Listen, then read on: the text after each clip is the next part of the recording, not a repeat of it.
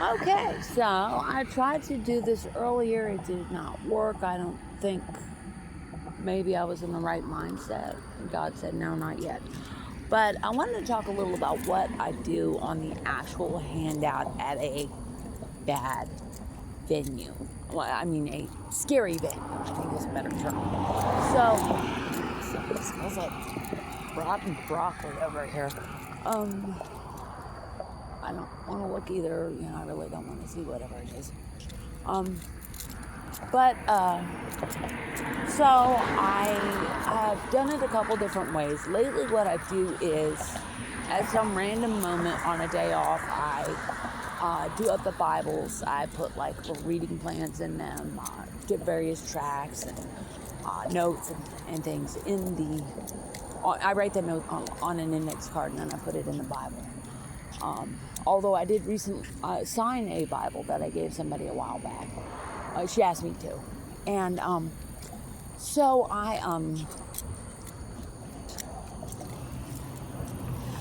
do that up and I put them in the crates and then I have it all ready to go on the buggy. And then one day God says, okay, Heather, time to do a handout. And I get the buggy and I go do it. And I go to one of two places. To Acres Homes, DeSoto and Antoine. That is an extremely dangerous and notorious intersection. Ron and I had no idea when we first went out with the reputation there. But the handout was tremendous. I had my best handout ever there once. I handed out 120 items, Gospels of John and New Testaments, in half an hour over there. They completely wiped me out. That was on a Good Friday years ago. So when Ron was alive. So it was like early 20 teens. And so yeah, I mean, to me, the scarier the neighborhood, the better the opportunity. And you just get fantastic distribution. And maybe somebody's going to the corner to buy drugs and they see the sign and they say, you know what, I'm going to try Jesus instead. That to me would be completely awesome. Which may have happened last night, I don't know. But, so I go to my venue. It's either Acres Homes or Greens Point, which is also known as Guns Point. And it's been my experience. I've always dealt with professional drivers. I'm on the bus now when Ron was alive for 17 years. It was Metro Lift, which is the paratransit service. So I would be riding around generally in like a converted minivan with this driver. I would get to know him, and they knew what I did. And sometimes Ron went with me, not very often though. And I would ask him, give me a recommendation here. And I went all over some terrible places in Houston. Bissonnette, which is known for prostitution, and I almost got beat up by a prostitute who did not like what I was doing.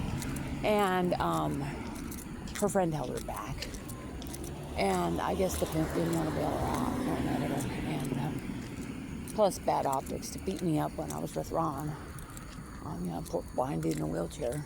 And he was good in that regard that I think he made me look even more harmless. But and I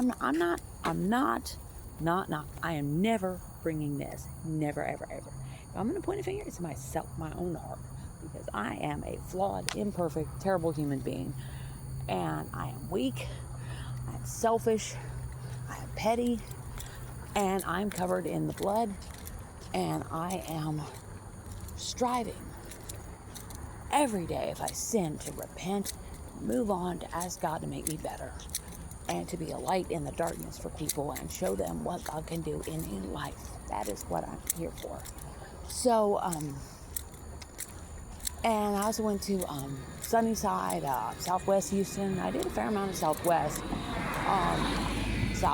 Northeast Houston, the Fifth Ward, all over. So just put me in any terrible neighborhood with a couple of crates of Bibles and a sign. I'll be happy as a clam. And my parents are not going to let that happen in California when I go to visit them. So, hi, what are you doing? Okay, he was driving right at me. I'm wearing the safety vest. And these clothes are pretty light colored. That would be really horrible if I got run over making a video. But he wasn't going super fast. I probably would have just had a broken leg or something. But, I think like 20 miles an hour, it's like broken bones. 40 miles an hour is when you start seeing the fatalities for an adult. I did some research after Ron's accident. So, yeah, so I just, give me my... People are maniacs tonight. What is wrong with you? Okay, you know what? I'm getting up on the sidewalk. Screw this. So,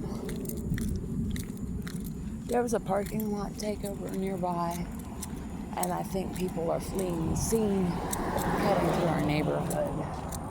And I smell a lot of marijuana, and I think they've got other things on board too. And it's funny, I've never ever been led to do ministry to them. And the Occupy Houston, I wanted to go down there and do a handout so bad.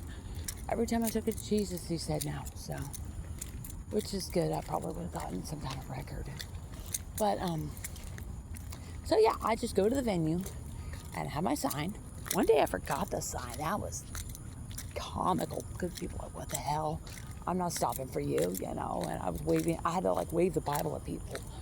And they're like, oh, okay, what's that? Oh, yeah, I'll take it. So, but I learned never, ever do that again. That was one of my, I'm going to do this in my strength without consulting God, handouts, which he did bless somewhat, but it was not what it could have been. So, anyways, give me some kind of sign, some Bibles, a bad neighborhood, I'm happy. And especially if there's some kind of like cheese, street food after, like some kind of food truck or strip mall, taqueria, that kind of thing. So, but my parents are like, no, that is not happening. So, not there. So I'll just stick to H-Town, as we call it, Houston. So I'm very, very tired. So I go either there. So I was talking to the Metro drivers, and I said, what's a neighborhood out here that really needs God? And they kept saying Greenspoint. And I said, where? And nobody would tell me really. And one of them, I was a lady, a black lady, I remember, and she said, you really want to help people out here? And I said, yes. She said, here. And she was driving through Imperial Valley and Greens Road. And I said, here? And she said, yeah. I said, oh, I could get here easy. And she said, yeah, you need to be here. So I went, and it was a good handout. And Ron liked it because there was a fried chicken place. So we had a routine. We would go and do the handout, and then Ron would get some fried chicken. And this is the same parking lot as the drug dealers. And the store owner came out to me the first day. He said, I had the sign put up. I didn't have any Bibles left. But he said, if you wait 1 second out here in this parking lot, I'm going to call the police and have a trespass violation on you. You have to wait in the fried chicken place if you're waiting on a ride. So we did that, and, that was okay. But the drug dealers are free to run around all they wanted. Kind of like last night when the police kept coming by and looking at me and totally ignoring the drug dealers. I mean, maybe they're taking pictures of me, I don't know. Hey, look at the crazy lady. But now and then I look myself up online, and there's nothing out there that I can find, so I don't know. Anyways, so that makes me happy. I love to do that. And but those are the two venues, and both venues are known for drug dealing and gangs and a lot of violence. But I don't have issues because as part of my training, God had me live in some really terrible neighborhoods for 12 years where there were gangs, violence, drug dealing, murders, couple of murders. There were dirty syringes all over the street and sidewalk. Ron and I never wore sandals. And there were a lot of drugs. And the parents, the mothers, when they changed the baby's diaper, they would just throw the diaper in the street and just open and just look at the baby waist just sitting there, and just, yeah, it was awful. And alcohol abuse, it just wasn't safe at all. And so I had that for 12 years. And I learned pretty quick, keep my head down. People are very sensitive to what they perceive as disrespect, which means don't be a judgmental bitch. And I was just fine. I never had a serious issue. The only time I ever had an issue is when I was in a bad mood and I was at McDonald's.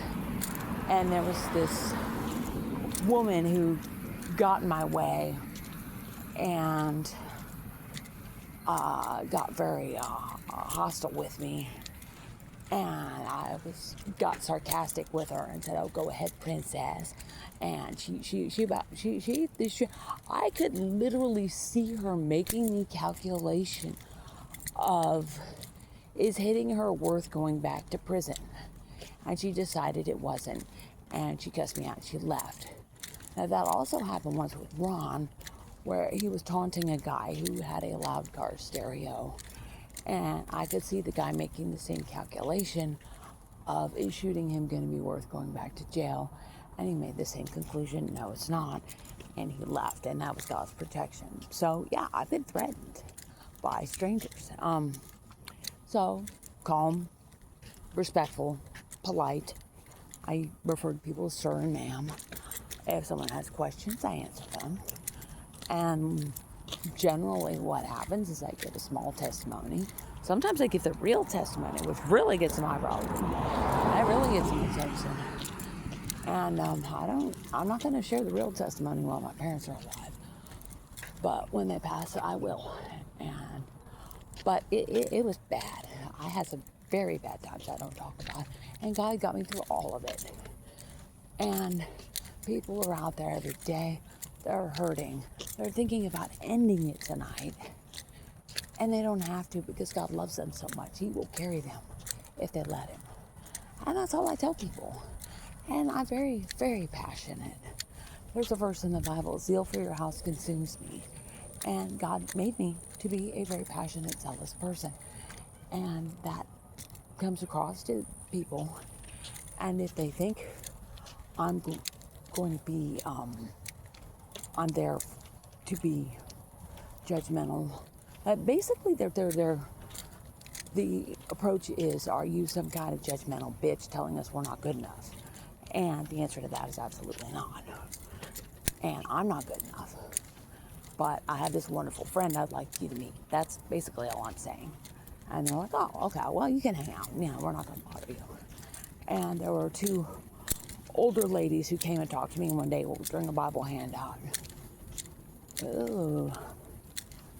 Probably about 5 years into me going to Acres Homes. And they were asking me a lot of questions. And I just gave them I just told them basically what I told you.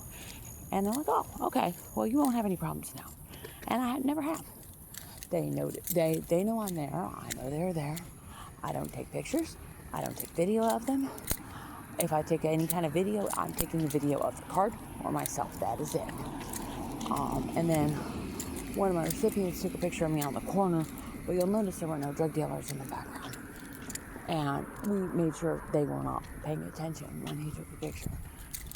And, you know, you get what you give. And if I'm coming there, I'm being polite and respectful and honoring that it's their house and I'm a visitor, I'm a guest, and acting like a guest, you know, that's good. I remember one time I was at 249 in Antoine, and I preferred the north side of the intersection, but there was a homeless guy there that day. So I had to go to the south side. And there was a lot of trash that the homeless people had left when they were begging. And I was trying to do the Bibles, but nobody was interested. And there were probably about a dozen cars pulled up, waiting for the light to change. Ooh, it smells pissy over here. Cat piss.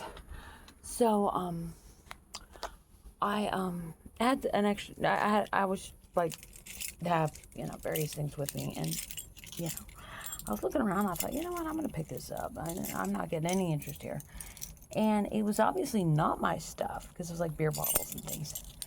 And I just got a bag out of my cart and I started picking things up. And all of a sudden, I heard somebody yelling behind me, and I turned around, and this guy's basically saying, I'll take a Bible now. And he wasn't going to take a Bible until he saw that I was being a respectful guest. And that I was living, I was walking the walk. And that is very, very important as an evangelist. If you are naming the name of Jesus, if you're wearing a cross, if you're wearing one of those hipster little Christian t-shirts, I have nothing against those, by the way. I'm wearing one myself. But then you need to try at least to maintain a good witness. Like tonight at work, I had a customer who was just trying to get on my nerves. And I don't know whether she was just trying to be provoking or that's just her natural personality, but she came by my area and I helped her and she left. And then about an hour later, she came back and I just saw her and she didn't see me yet. And they said, you need to go, unlock the case. So I went and I unlocked the case. Saw it was her. And I just stopped for a minute. And I'm, okay, God, put your love in my heart, your thoughts in my head. Give me your speech, your thoughts, your mind, your heart. Just fill me up, Lord, because I don't have anything good and I need this job. And he did. And I had her laughing by the time she walked away. I was so happy about that. That was all the hand of Jesus. So, yeah, that is it. And when I go to my venue, it is with love and respect for the population. And I think enough of the shot callers in these areas understand that. They know what I'm coming from. And they respect that enough to let me have a little circus on the median. And also, when I'm doing the handout, these guys are operating out of various gas stations at both locations that are at the intersection. I do not go to the gas station. I do not go in the parking lot. Now, yesterday, I wanted a snack and I was kind of dizzy. And so what I did was when I finished the handout, I went around the gas station parking lot and up and into another parking lot. And I went to the grocery store and I visited that grocery store. And I went back out to the sidewalk and, where I needed to go. But I did not go into their space. And they have, as a rule, not gone in my space. And the only real issue I have ever had was a good one, where a young man had seen me coming and doing handouts for a while.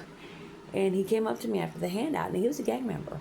And he said, hey, can I have a Bible? I said, sure. We sat and we talked, and he said, well, I don't know which one I want. I said, you know what, let's take both. And he said, okay, and we took them. And that's one reason I try to have small Bibles available.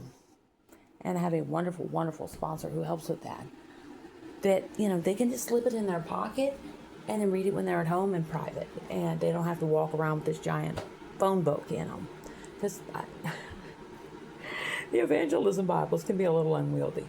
But anyways, that is it.